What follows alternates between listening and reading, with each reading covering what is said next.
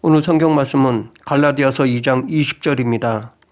제가 전에 어떤 영화를 보았습니다. 제목은 기억나지 않지만 내용이 인상적이었습니다. 어떤 청년이 살인을 했는데 그 아이를 두고 유죄냐 무죄냐 하는 것에 대한 영화였습니다. 내용인즉 이 청년은 오랫동안 은밀하게 자기를 육체적 정신적으로 학대하던 어른을 죽였습니다.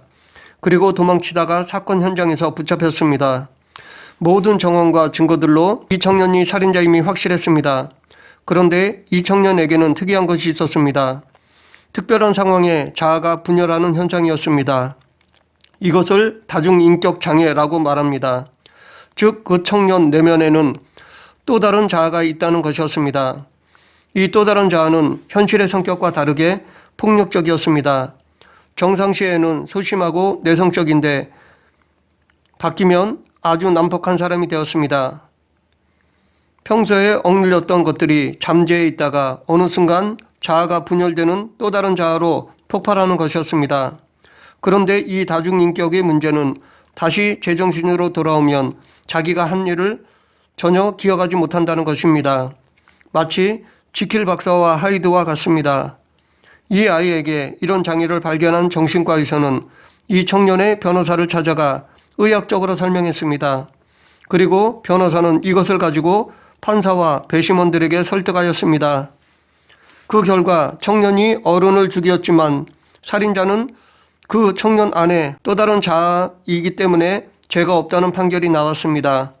그런데 그 영화 마지막 반전이 있었습니다.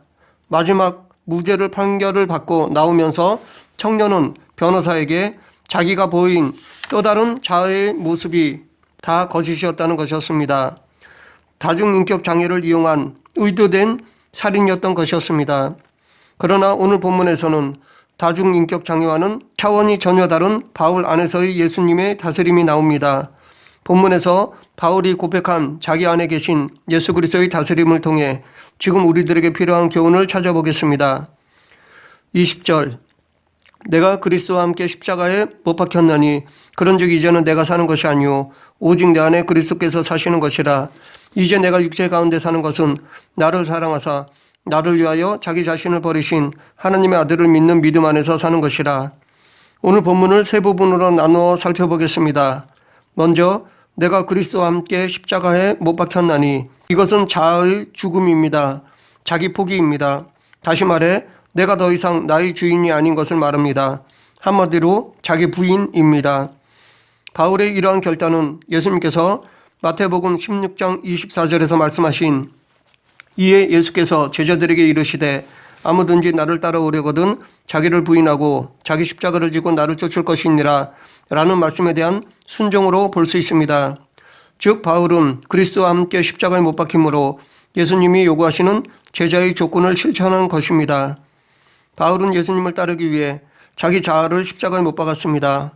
자기 전인격을 십자가에 못 박았습니다. 전인격이 죽었다는 것은 무엇을 의미할까요?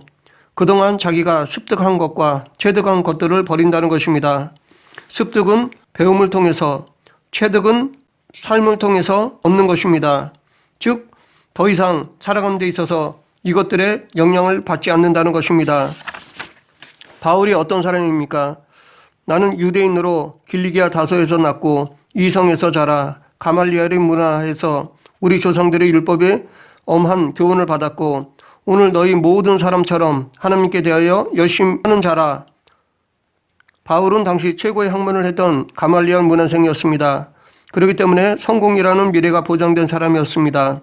그뿐 아니라 빌립보서 3장 5절 내가 8일 만에 할례를 받고 이스라엘의 족속이요 베냐민의 지파요 히브리인 중에 히브리인이요 율법으로는 바리새인이요 열심으로는 교회를 핍박하고 율법의 의로는 흠이 없는 자로다. 바울은 베냐민 지파였고 율법에 능통한 바리새인이었습니다.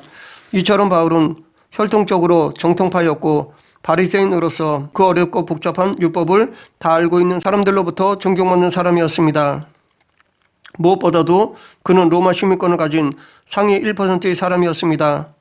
사도행전 22장 27, 28절 천부장이 와서 바울에게 말하되 내가 로마 사람이냐 내게 말하라. 가로되 그러하다. 천부장이 대답하되 나는 돈을 많이 들여 이 시민권을 얻었노라. 바울이 가로되 나는 나면서부터로라 하니 바울은 태어나면서부터 로마 시민권을 가지고 있었습니다.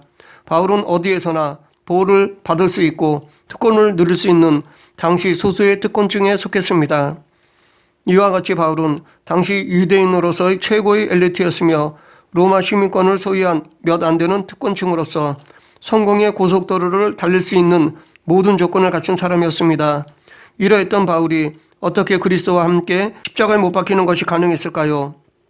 3살 버릇 80까지 간다라는 속담이 있습니다. 그만큼 몸에 익은 것은 쉽게 바뀌지 않는다는 것입니다. 오랫동안 많은 지식과 엄격한 율법으로 살아왔던 습관들을 한 번에 버린다는 것은 쉽지 않습니다. 인간의 의지로는 불가능합니다. 특히 바울이 습득한 것이나 체득한 것들은 바울에게 그냥 주어진 것들이 아니었습니다. 오랜 시간 동안 많은 수고와 노력을 통해 얻은 것들이었습니다. 자기 절제와 피나는 훈련으로 얻은 것들이었습니다. 또한 당시 이방인이 로마 시민권을 얻는 방법은 돈으로 사든가 큰 공적을 세운다든가 해야지 얻을 수 있었습니다. 그런 것을 바울은 태어나면서부터 소유하고 있었습니다. 그렇기 때문에 바울은 대단한 사람이었습니다. 이렇게 어렵게 얻은 물질, 명예, 권력을 버린다는 것은 쉽지 않습니다. 많은 시간과 물질, 열정을 바쳐서 힘들게 성취한 것들을 한꺼번에 버린다는 것은 불가능합니다. 무엇보다도 세상에 좋은 것들을 다 누릴 수 있게 보장하는 조건들을 버린다는 것은 어리석은 짓입니다. 누구는 좀 더 누리기 위해 별짓 다 하는데 굳이 있는 것을 버리는 것은 미친 짓입니다. 그래서 불가능한 것입니다. 그러나 한 가지 방법이 있습니다. 바울은 그 방법을 이용했는데 그것은 죽는 것이었습니다. 내 자아가 죽으면 과거 자기가 의지했던 것들이 더 이상 영향을 줄 수 없기 때문입니다. 또한 내 자아가 죽으면 과거 자기를 지배했던 것들에게 끌려가지 않기 때문입니다. 이처럼 이런 것들로부터 자유하기 위해서는 내 자아가 죽어야 합니다. 그래서 바울은 십자가에 못 박힌 것입니다. 여기서 자신을 십자가에 못 박아 죽었다는 것은 자신을 철저히 죽였다는 의미가 담겨 있습니다. 왜냐하면 십자가에 못 박으면 죽지 않고는 절대로 내려올 수 없기 때문입니다. 죽으려면 이렇게 완전히 죽어야 합니다. 왜냐하면 만약 자신이 어설프게 죽는다면 오히려 전보다 더 교만하게 될 수 있기 때문입니다. 하나님의 은혜를 체험하고 결단하여 삶이 바뀌었을 때 조심해야 할 것은 교만입니다. 사람들로부터 인정받게 되면 자기 자신이 잣대가 되어 오히려 남을 판단하는 우를 범하기 쉽습니다. 겉으로는 죽은 것 같지만 더 무서운 내가 속에 숨어서 다른 사람들을 정죄하는 죄를 범할 수 있습니다. 그렇기 때문에 자아를 확실하게 죽이기 위해서 십자가에 못 박아야 합니다. 그런데 바울이 자신을 십자가에 못 박았는데 누구와 함께 못 박혔다고 합니까? 그리스도와 함께라고 말하고 있습니다. 이것은 하나님의 주권을 인정한다는 의미가 담겨 있습니다. 왜냐하면 예수 그리스도가 십자가에 죽으심으로 하나님의 주권을 인정했기 때문입니다. 구속사는 창세전부터 하나님께서 계획하신 것입니다. 예수님의 십자가는 작정하신 하나님의 주권을 인정하고 순종하는 행위였습니다. 이렇게 예수 그리스도가 하나님의 주권을 인정하여 기꺼이 십자가 위에서 죽었듯이 바울도 하나님께서 앞으로 자기를 다스리시는 주권을 인정하며 죽었습니다. 바울은 자신을 그리스도와 함께 십자가에 못 박았습니다. 그 결과 그런즉 이제는 내가 사는 것이 아니요 오직 내 안에 그리스도께서 사시는 것이라 라고 고백하였습니다. 바울이 전격적으로 죽었기 때문에 몸은 있어도 과거의 자기가 아닙니다. 겉은 변하지 않았지만 새로운 사람이 되었습니다. 이것은 다중인격이 되었다는 것이 아닙니다. 다중인격은 앞에서 말했듯이 또 다른 자아로 바뀌는 것이고 이 둘 사이는 단절되어 있습니다. 그래서 한 자아는 다른 자아와 상관이 없습니다. 반면에 바울이 말한 이런 상태는 바울의 자아는 계속 몸 안에 남아있지만 그 자아가 더 이상 자기의 주인이 아니라 종이 되는 것입니다. 이것은 마치 유기적 영감과 같습니다. 유기적 영감은 성령님이 그 사람의 습득한 것, 체득한 것을 활용하시는 것입니다. 즉 성령님이 바울을 이끌어 가시지만 그러면서도 바울이 가지고 있는 것들을 활용하시는 것입니다. 이것은 또한 로봇을 조종하듯이 기계적으로 사용하는 것이 아닙니다. 인격적인 다스림과 자발적인 순종입니다. 자유의지와 유기적 영감의 차이점은 자유의지는 자기가 자기의 생각, 감정, 의지의 주체가 되는 것입니다. 반면에 유기적 영감은 내 안에 자아가 있지만 성령님이 주체가 되시는 것입니다. 그래서 성령님이 기존의 생각, 감정, 의지를 활용하시는 것입니다. 또한 내 안에 그리스도께서 사신다라는 것은 바울이 예수님을 닮아가는 것이라고 말할 수 있습니다. 그의 삶을 통해 예수 그리스도가 살아계심을 증거하는 것입니다. 바울의 사역 중심은 늘 예수 그리스도였습니다. 오직 예수 그리스도의 전파가 삶의 목적이었고 그의 전부였습니다.